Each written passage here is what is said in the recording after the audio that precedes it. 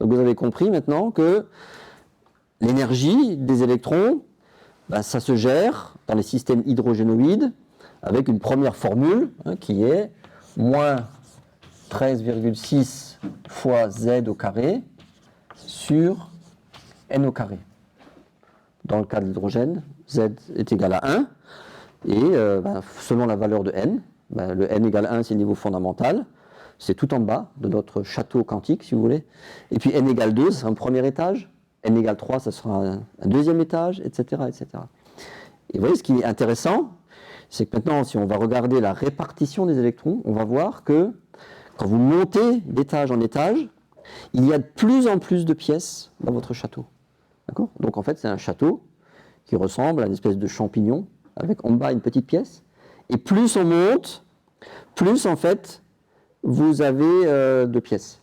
Et les pièces, vous allez voir, c'est en fait le nombre d'orbitales, et vous, vous devez apprendre, c'est l'objectif, un des objectifs de ce cours, quel est le nom de ces orbitales et comment est-ce qu'on les trouve en jonglant, entre guillemets, avec les nombres quantiques. Alors, qu'est-ce qu'on sait nous ? On sait que, il y a trois nombres quantiques. Il y a le nombre quantique n, qui est un nombre quantique entier, 1, 2, 3, etc. D'accord ? Ce sont des entiers. Ça, c'est la première chose que vous savez.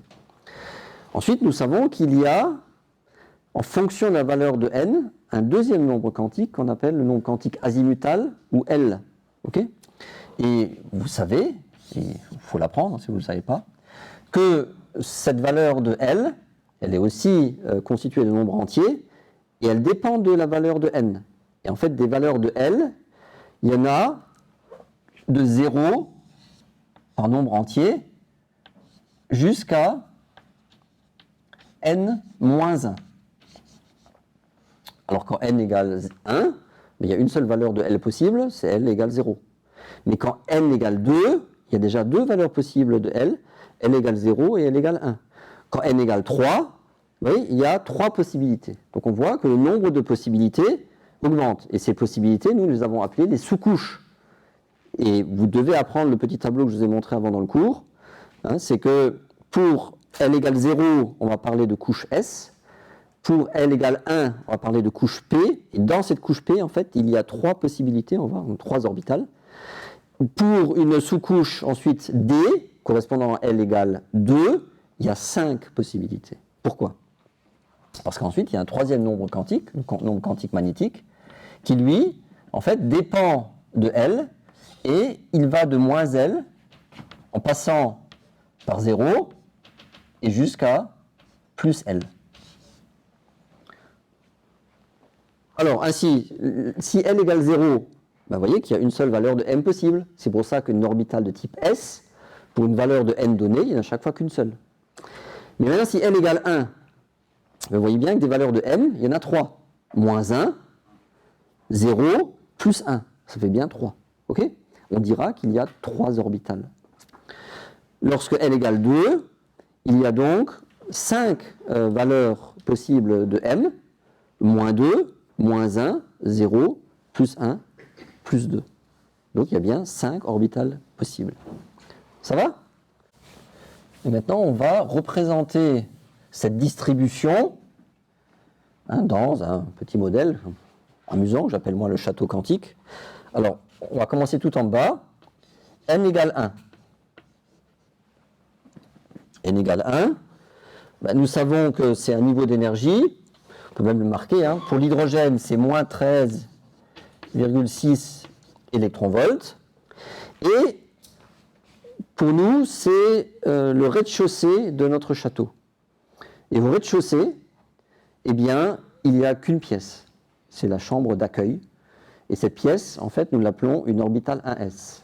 Pourquoi ? Donc on va la représenter par une case, comme ça. Bon, si c'était une pièce, il faut la représenter en 3D, mais là, on la représente en 2D, si vous voulez bien. Parce que n égale 1 signifie L égale 0, et L égale 0, il y a une seule valeur de m possible, c'est m égale 0. D'accord ? Donc à ce niveau-là, on a L égale 0, et donc m égale 0. Et c'est le nombre de valeurs de m qui nous dit le nombre de pièces qu'il y a ici. Alors, et maintenant, la valeur de L nous dit quel type de pièce c'est. Et ça, c'est une pièce. Alors, on va l'appeler, si vous voulez, salon de réception. Ça vous va? Ça a du sens. Hein. Quand vous recevez des gens chez vous, ils rentrent dans un salon de réception. C'est une orbitale de type S. Et donc, il n'y en a qu'une seule. Et on l'appelle, en mécanique quantique, l'orbitale 1S. Et c'est tout à ce niveau-là. Il n'y a pas d'autre possibilité. Vous me suivez? Ensuite, eh bien nous savons, hein, depuis Bohr et toutes ces mesures spectroscopiques, qu'il y a une autre possibilité en termes de valeur d'énergie pour l'électron. Et ça correspond en mécanique quantique à la deuxième valeur possible non quantique principale, n égale 2. Et pour n égale 2, ben, l'énergie, hein, vous vous souvenez, hein, c'est moins 13,6 divisé par 4. Donc c'est un peu plus haut en énergie. Et là, cette fois-ci, il y a combien de pièces? Eh bien, il y aura de nouveau un salon de réception.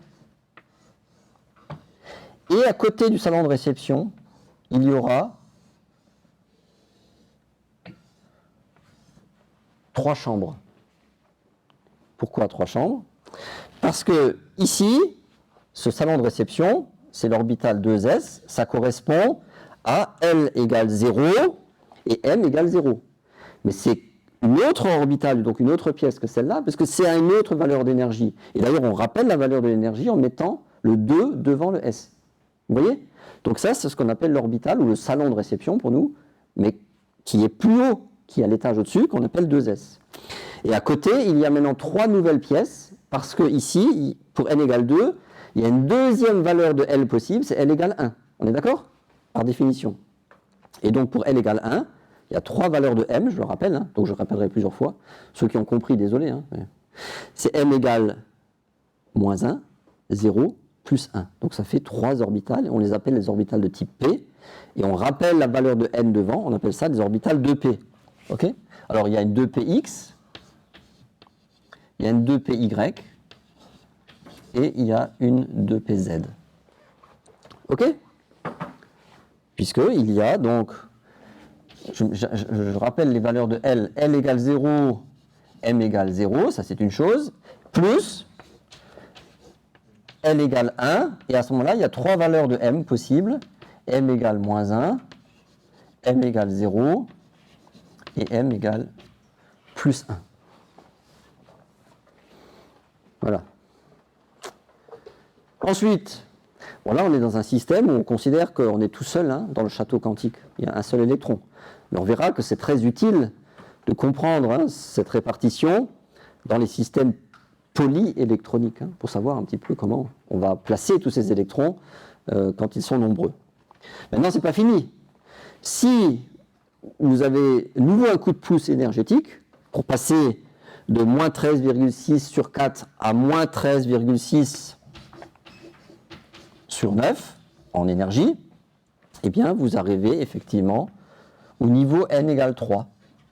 Eh bien au niveau n égale 3, cette fois-ci, il y aura, donc c'est un étage supplémentaire dans votre superbe château, et cette fois-ci, il y aura là 9 pièces. D'accord? 1, 4, 9, hein, comme n au carré. Et qu'est-ce qu'il y a comme pièce? Ben, je vais vous le dire tout de suite. Il y a une pièce, nouveau un salon de réception, qu'on va appeler 3S cette fois-ci. Il y a 3 chambres, qu'on va appeler 3PX, 3PY, 3PZ. Et il y a cette fois-ci 5 autres salons de détente qu'on va appeler des orbitales, alors j'écris de manière générale, 3D. Alors il y a une 3DXY, une 3DXZ, une 3DXZ, j'ai déjà dit ça, YZ, une 3DZ2 et une 3X2-Y2. C'est marqué dans le cours. Pourquoi? Parce que cette fois-ci, pour n égale 3, eh bien nous avons, je l'écris à côté, n égale 0, m égale 0. D'accord? C'est la 3S. Alors, on va faire comme ça. Ensuite, ici, les 3P, bien, ça correspond à quoi? À L égale 1 et M Alors on va faire comme tout à l'heure, 3 valeurs de m possibles, m égale moins 1, m égale 0, m égale plus 1. Et cet orbital 3D, là les orbitales 3D, il y en a 5. Pourquoi il y en a 5? Puisque là, cette fois-ci, ça correspond à L égale 2. Donc, en valeur de m, vous avez m égale moins 2, m égale moins 1, m égale 0, m égale plus 1 et m égale plus 2 qui sont possibles. Ça va? Voilà. Et on peut continuer comme ça. Si vous êtes capable nouveau de recevoir une énergie qui va vous amener à moins 13,6 sur 16, donc ça correspond à n égale 4, eh bien il y aura une orbitale 4s, 3 orbitales 4p, 5 orbitales 4d et 7 orbitales 4f. Ces fameuses orbitales qu'on trouve dans les éléments qu'on appelle les lanthanides. Certains les appellent aussi les terres rares. En réalité, les terres rares sont les oxydes de lanthanide. Ok? Et vous verrez que, pratiquement en arrivant là, avec une couche supplémentaire n égale 5, on arrivera à expliquer globalement la structure électronique de tous les atomes. Puisqu'on verra, après la pause, que dans les systèmes polyélectroniques, le type d'orbital qu'on trouve en faisant les calculs avec quelques approximations sont à peu près les mêmes que dans les systèmes hydrogénoïdes. Simplement, il faudra tenir compte d'une répartition énergétique qui, cette fois-ci, va dépendre non seulement de n, mais de n plus L, la question que tu posais tout à l'heure. D'accord ? Ça s'appelle les règles de Kleschowski. Tu vois, donc elles sont un peu plus précises avant que n plus L. Il y a encore des règles de préférence. Et ensuite, on se rajoute à ces règles de Kleschowski le principe de Pauli, qu'on va exprimer tout à l'heure après la pause, et les règles de Hund, qui vont nous permettre de répartir les électrons pour pratiquement tous les éléments connus. Parce que là, on a déjà du monde. Une orbitale, 4, 9, 16, d'accord ? 25. En fait, chaque fois n au carré. Est-ce que vous avez compris ?